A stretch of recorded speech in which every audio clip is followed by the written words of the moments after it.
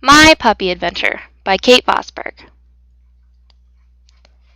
My family has two big black labs who are 13 years old. We have always had grown-up dogs. I have never had the experience of having a puppy in the house. So, I begged and begged and begged my parents for years to get a puppy. Finally, as my college graduation present, my parents agreed to get me a puppy. This is my puppy adventure. One day, this past summer, my mom and I decided to start the puppy hunt. I was really set on a black lab, and I was pretty sure I wanted a male. And so the search began. We looked online and in the newspaper at every available puppy litter. After calling about 8 different places, we finally picked one to visit.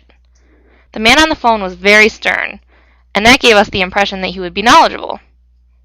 And off we went. An hour later, we saw the hand-painted sign, "Puppies for sale."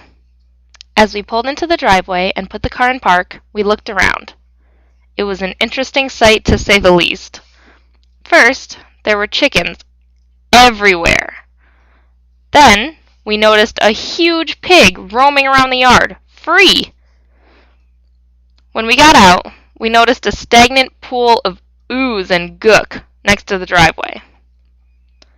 As we walked to the backyard, we noticed even more chickens and rabbits. It was more than we had ever seen at one house. We were a bit timid, but we charged on, determined to at least look at the puppies that day.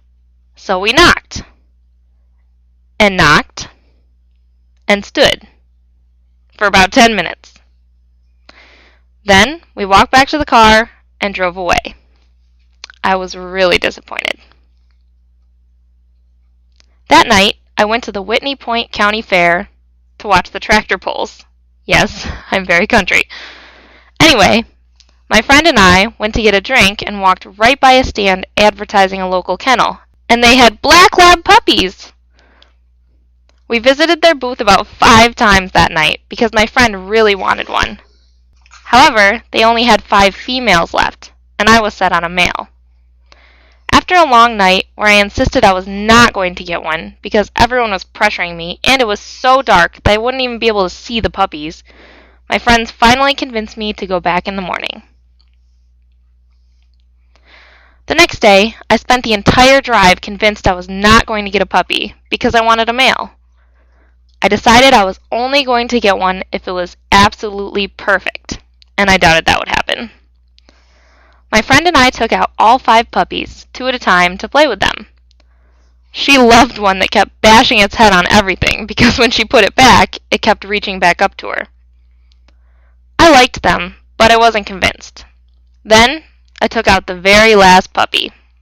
I picked her up, noticing that she was a lot heavier than the others, and then I held her. My very first thought, no lie, was, she fits perfectly. Then I put her down and played with her. She was chubbier than the others, and she had a bigger head. I love big dogs with fat heads. She was adorable. I couldn't tell the difference between any of the other puppies, but I could pick her out. And I loved her. I couldn't believe the chances. I just started looking for a puppy the day before, failed miserably, and somehow ended up finding my puppy where it was completely unexpected. My friend and I each took home a puppy that day, and I couldn't be happier with my choice. Meet my new best friend, Mercedes! Ha! I wish. I meant my dog, Mercedes. Sadie for short. She says hi too.